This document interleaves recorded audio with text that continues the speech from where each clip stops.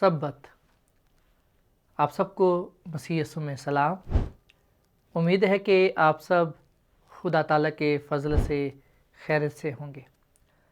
आप सब से दोबारा मिलना मेरे लिए बड़ी खुशी की बात है। सबक नंबर 1 से लेकर सबक नंबर 9 तक मैंने पूरी कोशिश की है कि मुख्तलिफ़ तरीक़ों से आपको खुशखबरी यानी कि अंजील के बारे में बता सकूं। खुशखबरी ये पैगाम है कि यीशु मसीह ने हमारे तमाम गुनाहों को माफ़ कर दिया है। ये वाकई हकीकी खुशी और बरकत की खबर है। मेरी दिली ख्वाहिश है कि अब तक हमने जो असबाक पढ़े हैं उन्होंने आपको नई पैदाइश और हकीकी तौबा का तजर्बा करने में रहनुमाई की होगी। अब हम सबक नंबर 10 पर बात करेंगे और आज का मुताला भी हम सब के लिए बाइसे बरकत होगा। दोस्तों, मैं सबसे पहले सब्बत के बारे में आपको ये बात बताना चाहूँगा कि सब्बत का लफ्ज़ी मतलब है आराम का दिन। हमें सब्बत क्यों पाक मानना चाहिए? इस दिन की क्या अहमियत है? आइए हम मिलकर इसका मुताला करें। सबसे पहले मैं आपसे एक सवाल पूछना चाहता हूँ। क्या आप जानते हैं कि एक दिन 24 घंटों का क्यों होता है? इसकी वजह यह है कि ज़मीन अपने महवर पर एक चक्कर तकरीबन 24 घंटे में मुकम्मल करती है। फिर साल कैसे नापा जाता है? एक साल वो मुद्दत है जिसमें ज़मीन सूरज के गिर्द एक चक्कर मुकम्मल करती है। सवाल, महीना कैसे बनता है? ये चाँद के ज़मीन के गिर्द गर्दिश करने के वक्त पर मबनी है। इसका मतलब है दिन, महीना और साल, वक्त की तमाम पामाइशें ज़मीन और चाँद की हरकत पर मबनी हैं। लेकिन हफ्ते का तस्वुर कहाँ से आया? दिलचस्प बात यह है कि 7 दिनों पर मुश्तमिल हफ्ता किसी भी फल्कियाती हरकत से ताल्लुक़ नहीं रखता। हम हफ्ते को 7 दिन ही में क्यों मानते हैं? क्या हफ्ता 5 दिन का नहीं हो सकता? क्या हफ्ता 8 दिन का नहीं हो सकता? 7 दिन का निज़ाम कहाँ से आया? दोस्तों, 7 दिनों का निज़ाम ना सूरज के कैलेंडर से लिया गया है, ना चाँद के कैलेंडर से लिया गया है और ना ही किसी और हिस्से से लिया गया है। इसीलिए जो लोग बुज़ुर्ग मूसा की तहरीरों को रद्द करते हैं उनके लिए इस बात को समझना शायद मुश्किल हो। बाइबल मुक़द्दस के अलावा इस बात को कोई बयान नहीं कर सकता। हम हफ्ते को 7 दिनों में क्यों तकसीम करते हैं? 7 दिनों वाले हफ्ते की असल में हकीकत है क्या? ये सब कुछ बाइबल मुक़द्दस हमें बताती है। तो ये हैरान कुन बात है ना। आइए हम देखते हैं कि 7 दिनों का ये निज़ाम पहली बार कब और कैसे ज़ाहिर हुआ। दोस्तों, खुदा ने अपने काम को जिसे वो करता था 7वें दिन ख़त्म किया और अपने सारे काम से जिसे वो कर रहा था 7वें दिन फारिग हुआ। पैदाइश की किताब इसका 2 बाब और इसकी दूसरी आयत में हम ये पाते हैं। पैदाइश की किताब के 2 बाब में खुदा की तरफ से दुनिया की तख्लीक का जिक्र किया गया है। खुदा ने 6 दिनों में सब कुछ पैदा किया और 7वें दिन आराम किया। यही वो वाहिद वजह है जिसकी वजह से इंसान 7 दिनों को हफ्ते पर मुश्तमिल करता है, इस्तेमाल में लाता है। हम देखते हैं कि खुदा ने 7वें दिन आराम किया। दोस्तों, खुदा ने 7वें दिन आराम क्यों किया? क्या वो 6 दिन तक अपना काम करके थक गया था? हरगिज़ नहीं। खुदा कभी नहीं थकता और ना उसे आराम की ज़रूरत है। उसने इंसान की खातिर आराम किया। खुदा ने एक आराम का दिन मुकर्रर किया ताकि इंसान अपनी रोज़मर्रा की मसरूफियात से रुक कर खुदा के साथ रिफ़ाकत रखे, یاد کرے کہ خدا کائنات کا خالق ہے۔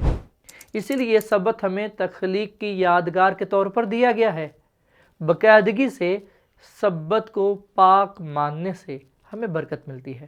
دوستو، کیا آپ جانتے ہیں کہ 11 اکتوبر میرے لیے کیا معنی رکھتی ہے؟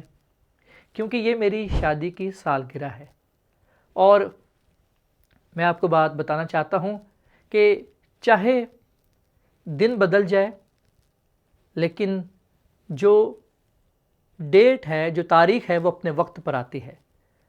اسی طرح ہم دیکھتے ہیں کہ جو ہفتے کا 7واں دن ہے وہ سبت ہی ہے۔ اگر ہم سبت کو نہیں مانیں گے تو پھر ہم جلد ہی بھول جائیں گے کہ دنیا کیسے بنی۔ ہم بھول جائیں گے کہ خدا نے سب کچھ بنایا ہے۔ ہفتہ وار سبت اسی سچائی کا حصہ ہے۔ دوستو، بزرگ آدم اور حوا گناہ میں گرنے کے بعد باغ عدن سے باہر نکال دیے گئے۔ وہ پھر باہر زندگی گزارنے لگے، پر ہم دیکھتے ہیں کہ وہ پھر بھی سبت کو پاک مانتے تھے۔ انہوں نے اس بات کو جانا کہ خدا نے ہمیں سبت کا دن دیا ہے۔ جب خدا نے موسیٰ کے ذریعے 10 احکام دیے تو دوبارہ واضح کیا گیا کہ 7واں دن سبت کا دن ہے۔ 10 حکموں میں چوتھا حکم جو سبت کے بارے میں ہے، ہم دیکھتے ہیں کہ وہ سب سے لمبا اور تفصیلی حکم ہے۔ لکھا ہے کہ یاد کر کے سبت کا دن پاک ماننا۔ 6 دن تک تو محنت کر کے اپنا سارا کام کاج کرنا، لیکن 7واں دن خداوند تیرے خدا کا سبت ہے۔ اس میں نہ تو کوئی کام کرے، نہ تیرا بیٹا، نہ تیری بیٹی، نہ تیرا غلام، نہ تیری لونڈی، نہ تیرا چپایا، نہ کوئی مسافر جو تیرے ہاں تیرے پھاٹکوں کے اندر ہو آرام کرے۔ دوستو، واضح طور پر حکم دیا گیا ہے کہ ہم سبت کو مقدس مانیں، اور وہ اس کی وجہ بھی بیان کرتا ہے۔ یہ اس کی تخلیق کی یادگار ہے۔ 6 دن کام اور زندگی کی سرگرمیوں کے لیے دیا گیا ہے، لیکن 7واں دن دنیا کی تخلیق کو یاد کرنے کے لیے مخصوص کیا گیا ہے، ہمیں دیا گیا ہے۔ یاد رکھیے گا، سبت نجات کی یادگار ہے۔ سبت ماننے کے لیے اہم وجہ یہ بھی ہے، استثنا کی کتاب میں یہ بیان کیا گیا ہے کہ بنی اسرائیل کو یہ بتایا گیا جب بزرگ موسیٰ اس دنیا سے رخصت ہونے کو تھے تو ایک دفعہ پھر حکم کو دہرایا گیا، اور دلچسپ بات یہ ہے کہ خروج کی کتاب اور استثنا کی کتاب میں جو 10 احکام پائے جاتے ہیں، چوتھے حکم میں کوئی زیادہ فرق نہیں ہے۔ استثنا میں سبت منانے کی وجہ یوں بیان کی گئی ہے کہ خداوند تیرے خدا کا حکم ہے کہ تو یاد کر کے سبت کا دن پاک ماننا۔ 6 دن تک تو محنت کر کے اپنا سارا کام کاج کرنا، لیکن 7واں دن خداوند تیرے خدا کا سبت ہے۔ اس میں نہ تو کوئی کام کرے، نہ تیرا بیٹا، نہ تیری بیٹی، نہ تیرا غلام، نہ تیری لونڈی، نہ تیرا بیل، نہ تیرا گدھا، نہ کوئی اور جانور، نہ کوئی مسافر جو تیرے پھاٹکوں کے اندر ہو، تاکہ تیرا غلام، تیری لونڈی بھی تیری طرح آرام کرے۔ دوستو، خروج کی کتاب میں خدا کو خالق کے طور پر پیش کیا گیا ہے، جبکہ استثنا کی کتاب میں خدا کو نجات دہندہ کے طور پر دکھایا گیا ہے، جو اپنے لوگوں کو مصر کی غلامی سے آزاد کرتا ہے۔ یہ اس نجات کی طرف اشارہ کرتا ہے جو یسوع مسیح صلیب کے وسیلے سے ہمیں گناہ سے بچا کر عطا کرتا ہے۔ یوں بائبل سبت کو پاک ماننے کی 2 وجوہات بیان کرتا ہے۔ پہلی وجہ یہ تخلیق کی یادگار ہے، ہمیں یاد دلاتا ہے کہ خدا ہمارا خالق ہے۔ دوسری وجہ نجات کی یادگار ہے، تاکہ ہم مسیح کے وسیلے سے خدا کی نجات اور اس کی محبت کو ہمیشہ ہمیشہ کے لیے یاد رکھ سکیں۔ سبت ایک مبارک دن ہے، خوبصورت دن ہے، جس میں ہم خالق کی تخلیق اور اس کی نجات دونوں کا جشن مناتے ہیں۔ ہر ہفتے یہ دن ہمیں خدا کی بھلائی، اس کی رحمت، اس کی ابدی محبت کی یاد دلاتا ہے۔ ہمارے دل خوشی سے بھر جاتے ہیں۔ دوستو، اگلے سبق یعنی سبق نمبر 11 میں ہم اتوار کے بارے میں جانیں گے، اس کا مطالعہ کریں گے۔ سبق نمبر 10 میں ہم نے سبت کے بارے میں سیکھا، اور شاید اس کے بعد آپ کے ذہن میں یہ سوال آیا ہو کہ حقیقی 7واں دن کون سا ہے، اتوار یا ہفتہ؟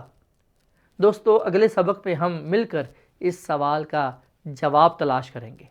میری یہ دعا ہے کہ خدا آپ کو سبت کا دن پاک ماننے کی توفیق عطا فرمائے، تاکہ آپ ہمیشہ خدا کو اپنا خالق قبول کیے رکھیں اور خداوند یسوع مسیح کو اپنا نجات دہندہ قبول کریں۔ خداوند آپ کو آج کے اس سبق کے وسیلے سے بڑی برکت دے، آمین۔